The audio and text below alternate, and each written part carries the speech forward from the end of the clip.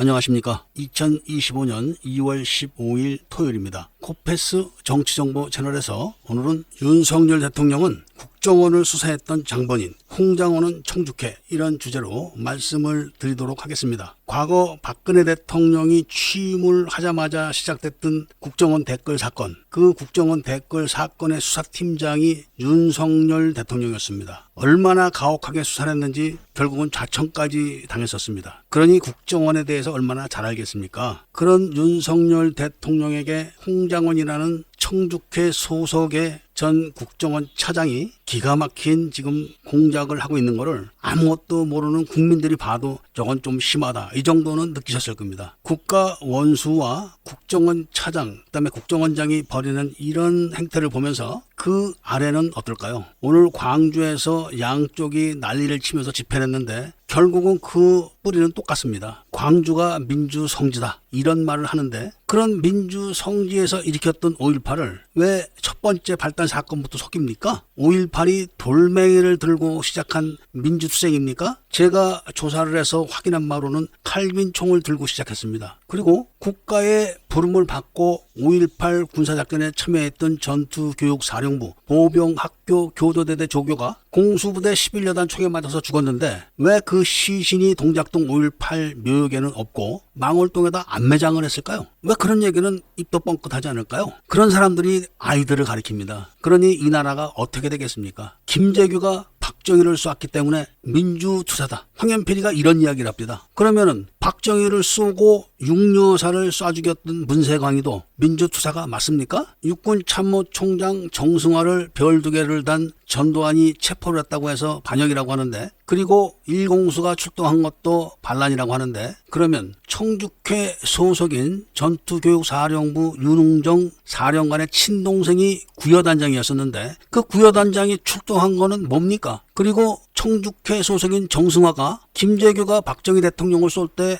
거기서 있었는데 그건 뭡니까? 청주케는 간첩 조직입니다. 간첩 조직에 소속된 육군참모총장과 전투교육사령관, 그리고 그 사령관의 친동생인 윤흥기가 구여단장이었었는데 구여단이 출동한 거는 뭡니까? 간첩이 부대를 출동시킨 거는 뭐냐 이겁니다. 김재규가 박정희를 쏠 때 김재규 옆에 있었던 수행원들의 그 태도와 지금 홍장원이의 태도를 한번 보십시오. 홍장원은 중국에서 활동을 했었던 블랙 요원입니다. 그런데 천용택 국정원장, 즉 청주케 천용택 국정원장이 중국 정보부에다가 국가 정치 정보 주권을 넘길 때 쓴 각서가 다시는 국정원 요원들을 중국에 파견하지 않는다, 이렇게 했다고 하면서 중국 정보부에 의해서 구속됐던 국정원 직원들과 정보사 직원들을 다 빼내왔을 때 그렇게 발표했었는데, 어떻게 해서 그렇게 많은 국정원 블랙 요원들과 정보사 블랙 요원들이 지금도 중국을 들락날락거립니까? 이런 판국이니까 광주에서 좌우로 나눠서 집회를 하는 것처럼 해놓고 그 뿌리는 똑같은 겁니다. 마치 5.18 진상조사위원회가 5.18을 조사한다, 북한군이 온 걸 조사한다, 이렇게 하면서 엉터리 발표를 하니까 그런 5.18 진상조사위원회에 대해서 부정한 부실한 조사를 감사하겠다고 조직된 5.18 민간조사위원회, 국군 명예회복추진위원회, 이런 데가 다 한 뿌리입니다. 오늘 광주에서 벌어졌던 집회가 이런 형국인 겁니다. 오늘 문갑식이가 중국에 대해서 또 무지 아는 척을 하면서 중국 때문에 한국의 정치가 이렇게 된다, 이런 말을 믿지 마라 하면서 화교가 몇 명,